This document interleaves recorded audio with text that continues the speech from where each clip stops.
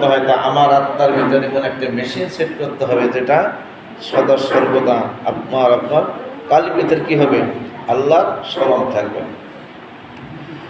রাহমাতাল লিল আলামিন নবী বলেছেন, মানুষের দেহের ভিতরে এমন একটি মাংসের টুকরা আছে, ওই মাংসের টুকরা যখন পাক এবং পবিত্র হয়ে যায়, সমস্ত দেহের ছোটা পাক এবং পবিত্র হয়ে যায়। আর ওই মাংসের টুকরো যখন অপবিত্র থেকে সমস্ত দেহের ছোটা পবিত্র হয়ে যায়, আল্লাহ ওহিয়াল কলব, এটা হলো তার কলব, তার অন্তরাত্মা।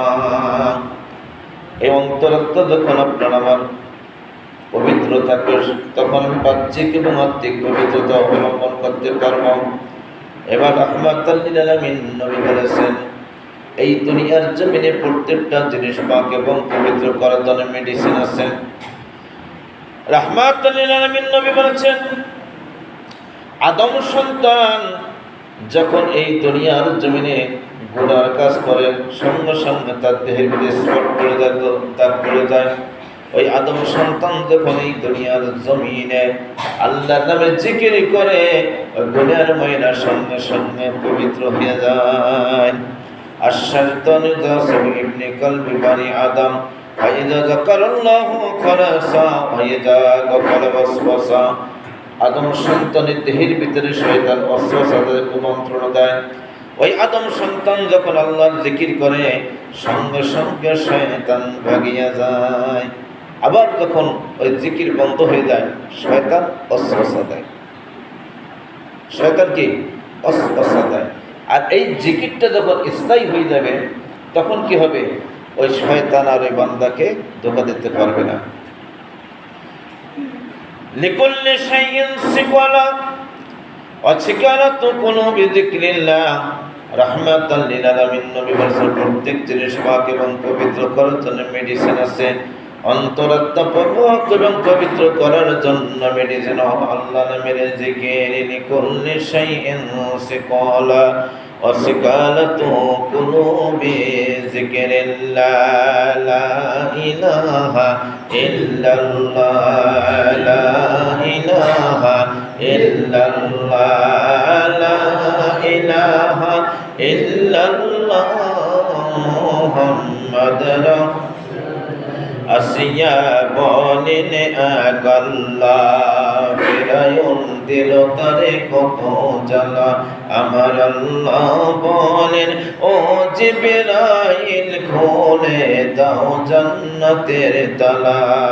লা ইলাহা ইল্লাল্লাহ, লা ইলাহা ইল্লাল্লাহ, লা ইলাহা ইল্লাল্লাহ মুহাম্মাদুর সাল্লাল্লাহু আলাইহি ওয়াসাল্লাম। লিকুল্লি শাইইন সিকালা ওয়া সিকালাতু কুলুবি যিকরিল্লাহ। প্রত্যেক জিনিস পাক এবং পবিত্র করার জন্য মেডিসিন আছে। অন্তরাত্মা পাক এবং পবিত্র করার জন্য মেডিসিন হলো আল্লাহ নামের জিকির। আল্লাহ নামের জিকির, এই যে আপনি আমি জিকির করলাম, এটা লৌকিক ইসবাতের জিকির। এই জিকিরটা যখন কোনো আল্লাহর বান্দা যখন করে, ওর সীমাবদ্ধ থাকে। আর এই যে আপনি আমার সদা সর্বদা জিকির, কালবে জিকির। এই কালবের জিকির যখন আপনার আমার সদা সর্বদা থাকবে, তখন ওই শয়তান তাকে অস্বস্তি দিতে পারবে। ওই ব্যক্তি বাহ্যিক এবং আত্মিক দুই দিকে সে পবিত্র হইল। অর্থাৎ যখন আদম সন্তানের দিলের ভিতরে আল্লাহ জিকির থাকবে, ওই আদম সন্তানের মাথা হইতে পা পর্যন্ত পাক এবং পবিত্র হয়ে যায়। সেমন সুবহানাল্লাহ, পাক হয়ে গেল কি আল্লাহ কালবে জিকির থাকার কারণে। ওই জিকির যখন বন্ধ হয়ে যায়, তখন কি হয়, ওই আদম সন্তান হাকিকতে থাকে না। পবিত্রতা দুই প্রকার, একটা বাহ্যিক আর একটা হলো আত্মিক। এলেম দুই প্রকার, এলমে শরীয়ত, এলমে মারিফত। এখন আমাদের তো উভয়টিই দরকার আছে, কথা ঠিক কিনা? একটা বলে আর একটা হবে না। ইমাম মালিক রাহমাতুল্লাহ আলাইহি তিনি বলেছেন, যে ব্যক্তি এলমে শরীয়তকে অবমাননা করে, ওই ব্যক্তি হলো জিন্দিক বা কাফের। আর যে ব্যক্তি এলমে শরীয়ত মানল, মারিফত অস্বীকার করলো, ওই ব্যক্তি ফাসিক। আর যে ব্যক্তি এলমে শরীয়ত এবং মারিফত দুইটা সমন্বয় ইবাদত করলো, এই ব্যক্তি হলো প্রকৃত মুমিন। আসসালাতু মিরাজুল মুমিনিন। সুবহানাল্লাহ। চার তরিকা, চারজন তরিকতের ইমাম। তরিকতের ইমাম মানে কি? এটা ইলমে মারিফতের ইমাম। পিরানে পীর দাস্তগীর মহিউদ্দিন আব্দুল কাদের জিলানী রহমাতুল্লাহ আলাইহি, খাজা মাইনুদ্দিন চিশতি রহমাতুল্লাহ আলাইহি, বাহাউদ্দিন নকশবন্দি রহমাতুল্লাহ আলাইহি, হযরত মুজাদ্দিদ আল ফিসানি রহমাতুল্লাহ, চারজন তরিকতের ইমাম। তারা ওই জামানার সবচেয়ে বড় আলেম ছিল এবং তারা এই দুনিয়ার জমিনে একটা মুস্তাহাবের ত্রুটি করে নাই। তাদের দ্বারা একটা মুস্তাহাবের ত্রুটি হয় নাই।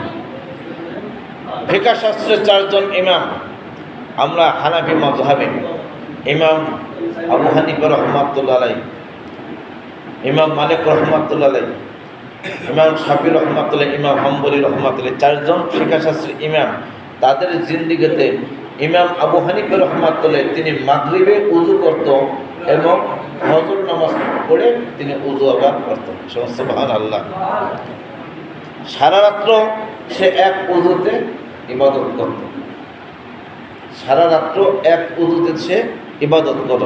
তা সে কত বড় আলেম এই দুনিয়াতে ছিলেন। কিন্তু আমরা দেখা গেছে এই দুনিয়ার জমিনে এলেম কতটুকু অর্জন করছি নিজের বিবেককে প্রশ্ন করেন, কিন্তু দেখা গেছে আমরা তাদের চেয়ে বড় ইমাম হয়ে গেছি। আমরা তাদের চেয়ে কি বড় এলেম তৈরি হয়ে গেছি। আমি তরিকে নিচ্ছি, দেখা গেছে আমার পীরের হুকুম বা সত্য নামাজ পড়া, শরীয়তের আইন অবলম্বন করা। দেখা গেছে পীর সারা রাত্র ঘুমাই নাই আর আমরা সারা রাত ঘুমিয়ে আর এই নামাজ না দাইমি নামাজ আমরা আদায় করি। এই মেয়া পীরের চেয়ে তুমি বড় হয়ে গেছো। এই সমস্ত ধান্দাবাদী বাগদান। কারণ আল্লাহ রাব্বুল আলামিন বলেছেন, ওয়াত্তাকু ইয়াওমান লা তাদরি নাফসুন আন নাফসি শাইআন ওয়া লা ইয়াকবুরুন।